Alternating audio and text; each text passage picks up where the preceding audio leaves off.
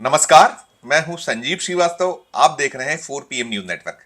दोस्तों, कभी बीहड़, बंदूक और बागियों के लिए मशहूर है मुरैना में आज मायावती यानी बहुजन समाज पार्टी की सुप्रीमो ने दहाड़ लगाई है। वे 2024 लोकसभा चुनावों के लिए यहां प्रचार करने पहुंची थी। मुरैना में रमेश गर्ग बहुजन समाज पार्टी के उम्मीदवार हैं और सत्यपाल सिंह सिकरवार नीटू कांग्रेस और शिव मंगल सिंह तोमर भाजपा की टिकट पर चुनाव मैदान में है। मध्य प्रदेश में चुनाव का दृश्य कुछ अलग है। जिस तरीके से देश में इस बार कुछ मुश्किलों में भारतीय जनता पार्टी एनडीए नजर आ रहा है, कुछ वैसे हालात ग्वालियर चंबल संभाग की कुछ सीटों पर बीजेपी के लिए नजर आ रहे हैं। उत्तर प्रदेश की सीमा से लगी 4 सीटें हैं जो ग्वालियर चंबल संभाग क्षेत्र में आती हैं। ग्वालियर, मुरैना, भिंड और गुना शिवपुरी। और इस बार जो चांसेस बन रहे हैं उसमें मुरैना में बड़े उजली तस्वीर कांग्रेस के लिए बनी हुई है।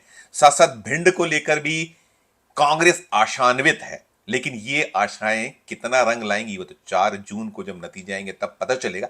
लेकिन ये बिल्कुल स्पष्ट है, बहुत साफ तस्वीर मुरैना को लेकर बनी हुई है, जहां केंद्रीय मंत्री रहे और अभी जो मध्य प्रदेश विधानसभा के अध्यक्ष हैं नरेंद्र सिंह तोमर, वो थोड़ा सा मुश्किलों में है। ये टिकट जो वहां का है शिवमंगल सिंह तोमर को नरेंद्र सिंह तोमर की अनुशंसा पर मिला है और वहां बिल्कुल अलग थलग नजर आ रहे हैं, क्योंकि जो क्षेत्र है मुश्किलों भरा है। जातीय एक गणित होता है जो बहुत ज्यादा इस क्षेत्र में चलता है। और अगर आपको ध्यान हो दर्शकों, 2023 का जो विधानसभा चुनाव था उसमें काफी मुश्किलों में नजर आए थे नरेंद्र सिंह तोमर। उनको लोकसभा से विधानसभा की ओर भेजा गया था, टिकट दिया गया था, लेकिन कठिनाइयां थी। जो चारों सीटें मैंने बताई, इन चारों ही सीटों पर तीसरे चरण 7 मई को तीसरा चरण 7 मई को है, तब वोट डाले जाने हैं। और साम नाम दंड भेद यहां कोशिश चल रही है। जो सीटें हैं ग्वालियर, मुरैना, भिंड, भिंड में भी बहुत शानदार बिसात कांग्रेस की ओर से बिछाई गई है। वहां टिकट एक ऐसे लीडर को दिया गया है, कांग्रेस की ओर से विधायक है अभी मौजूदा फूल सिंह बरैया, कभी बसपा के प्रदेश अध्यक्ष रहे मायावती के। वो एक बहुत खासुल खास जो नेता होते हैं उनमें शुमार होते थे, निकटस्थों में शुमार होते थे। लेकिन वो दौर अलग था। वो दौर उस समय था जब बसपा को वे मध्य प्रदेश में स्थापित करने का प्रयास कर रहे थे। और मध्य प्रदेश में बसपा का अपना एक दौर रहा है। मध्य प्रदेश में 1993 और 1998 में 11-11 सीटें जीती थी बहुजन समाज पार्टी ने विधानसभा की, और बड़ा चौंकाया था।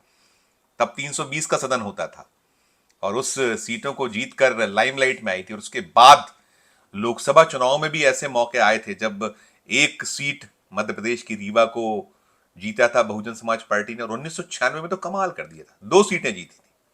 2 सीटों में एक सतना भी सीट थी रीवा के साथ साथ। जब सतना सीट को जीता था तो सतना में उस समय जो 1996 का अवसर था, वहां कांग्रेस, बीजेपी और तिवारी कांग्रेस, अर्जुन सिंह तिवारी कांग्रेस से थे जब उनकी खटपट हुई थी और उन्होंने अलग दल बनाया था। और उसी जो दौर था 1996 का, तब माधवराव सिंधिया अलग हुए थे। उन्होंने विकास कांग्रेस के टिकट पर ग्वालियर से चुनाव लड़ा था और अर्जुन सिंह ने तिवारी कांग्रेस के टिकट पर सतना से चुनाव लड़ा था। सतना में चौथे क्रम पर आए थे अर्जुन सिंह, और उस सीट को सुखलाल कुशवाहा बसपा के लिए जीतकर एक बड़ा चेहरे बन गए थे। देश भर में उनको सर्च किया गया था। हालांकि उस दौर में गूगल बाबा नहीं होते थे, लेकिन बड़ी उनकी पूछ परख हुई थी किसने हराया है। उस समय में भाजपा के तिलक राज सिंह थे, गुलशेर अहमद कांग्रेस के टिकट पर थे जो कभी राज्यपाल रहे थे किसी जो राज्य के। ऐसे कद्दावर चेहरों को हराकर सुखलाल कुशवाहा ने धूम मचा दी। तो खैर वो सब दौर अलग था। हालांकि एक बार और ऐसा हुआ है जब एक 2009 में रीवा सीट को बसपा जीतने में कामयाब रही थी। 2009 में वो दौर था जब केंद्र में 2004 की सरकार के बाद पुनः वापसी हुई थी मनमोहन सिंह सरकार की 2009 में, तब वो सीट को रीवा को जीता था। और 2009 में मध्य प्रदेश में 12 सीटें कांग्रेस ने जीती थी। उसके बाद से चाहे 14 हो 2000 और चाहे 2019 हो। 2014 में सिर्फ 2 सीटें कांग्रेस मध्य प्रदेश में जीत पाई थी, 27 सीटें बीजेपी ने जीती थी, और 2019 में तो एक ही सीट कांग्रेस को मिली थी, छिंदवाड़ा। 28 सीटें बीजेपी ने जीती। खैर वो सब चीजें अपनी जगह हैं, वो अलग इतिहास, अलग दौर है। अभी जो बात हम कर रहे हैं, जिस वीडियो में हम बना रहे हैं, जिस वीडियो को, उसमें बसपा सुप्रीमो मायावती, उनका दल ना केवल मध्य प्रदेश बल्कि देश के कई ऐसे राज्य हैं जहां कांग्रेस का या जो अन्य विरोधी दल हैं उनका खेल खराब करते नजर आ रहा है, ऐसे आरोप लग रहे हैं। अब तो मायावती की जो पूरी की पूरी जिस तरीके से वे चली हैं, अपनी ही दम पर सारा चुनाव वे लड़ रही हैं, चाहे उत्तर प्रदेश हो, चाहे मध्य प्रदेश हो, और या अन्य जो हिंदी पट्टी के राज्य हैं, सभी जगह, और जहां और भी जहां उनको गुंजाइश लगी वहां उतारे गए हैं उम्मीदवार। मध्य प्रदेश में इस बार दिलचस्पी इसलिए ज्यादा दिख रही है या है कि किन जगहों पर बसपा कांग्रेस का खेल खराब करी, तो मैंने 4 सीटें बताई। इसके अलावा सतना एक ऐसी सीट रही, सतना में वोट डल चुके हैं। एक बालाघाट सीट है, वहां भी वोट डल चुके हैं। और एक रीवा सीट है जहां उम्मीदें कायम रहती हैं बसपा को। हालांकि ऐसे हालात अब कहीं भी नहीं है, चाहे 3 सीटों का नाम ले, लेकिन खेल जरूर कुछ खराब कर सकती है, और वो नुकसान जो भी होगा उसमें ये निकल कर आता है कि नुकसान यदि होगा तो कांग्रेस को होगा। बालाघाट में कंकर मुंजारे उम्मीदवार हैं बसपा के। वे निर्दलीय के रूप में 1989 में सीट को जीत चुके हैं लोकसभा के लिए। कई बार वो 3 बार के विधायक हैं। उस बालाघाट जो संसदीय क्षेत्र है उसमें आने वाली सीटों से 3 बार विधायक रह चुके हैं। वो परसवाड़ा सीट उनकी रही है। अभी उनकी पत्नी कांग्रेस के टिकट पर विधायक हैं उसी बालाघाट संसदीय क्षेत्र से। तो बड़ा दिलचस्प सा, बड़ा रोचक सा नजारा है। सतना में नारायण त्रिपाठी को बसपा ने अपना उम्मीदवार बनाया। नारायण त्रिपाठी कांग्रेस में भी रहे और बीजेपी में भी रहे, पूर्व विधायक हैं। तो ओवरऑल जो मध्य प्रदेश का दृश्य है, परिदृश्य है, उसमें निकलकर यही आ रहा है कि जो आज दहाड़ मायावती ने लगाई है, मुरैना में बहुत ज्यादा गुंजाइश इसलिए कि वहां जो उम्मीदवार हैं, नरेंद्र सिंह तोमर की पसंद के उम्मीदवार, ऐसे ही ग्वालियर में भी नरेंद्र सिंह तोमर के पसंद के उम्मीदवार हैं। दोनों ही सीटों पर वो 7 बीजेपी के नेताओं को, बीजेपी बड़ी बिखरी बिखरी है इस बार, जिस तरीके से तोड़फोड़ हुई है, कांग्रेसियों को लिया गया है, और वोट का जो जिस तरीके से गिर रहा है प्रतिशत नजर आ रहा है। देव दुर्लभ कार्यकर्ता जो वोट डलवाता है, उस जो पन्ना प्रमुख, बूथ प्रभारी जो रोल अदा करते हैं, वो करते नजर नहीं आ रहे हैं। प्रधानमंत्री नरेंद्र मोदी की अपील की हर बूथ पे 370 वोट बढ़ाओ, वो पूरी होती नजर नहीं आ रही है। अमित शाह ने तो यहाँ डेरा भी डाला है। 12 सीटों पर जो वोट डल चुके हैं उनमें उस अपेक्षा के अनुसार वोटिंग नहीं हुआ है, जबकि दूसरे दौर के वोटिंग के ठीक पहले अमित शाह भोपाल में थे। अपील की गई थी, उन्होंने नेताओं से कहा था, ताकीद दी थी कि यदि अनुरूप वोटिंग नहीं हुई जो पार्टी चाहती है, जो रणनीतिकार चाहते हैं, तो उन लोगों को आकलन उनका होगा जो इन सबके लिए जिम्मेदार है और बाद में कार्रवाई होगी, ये सब कह गए। लेकिन नहीं दिखा है वो जोश, वो खरोश, और मतदाता भी खामोश है। मतदाता की खामोशी एक अलग परेशान किए हुए है बीजेपी को कि क्या कुछ होगा। प्रधानमंत्री किला लड़ा रहे हैं, सब कुछ हो रहा है। और जब मैं भिंड की बात करता हूँ, भिंड में भी जो पूरा का पूरा एक फूल सिंह बरैया का जो मैं बात कर रहा था, वहां से संध्या राय जो मौजूदा सांसद हैं, लगातार उस भिंड को जीत रही हैं वो पिछले 2 चुनावों से।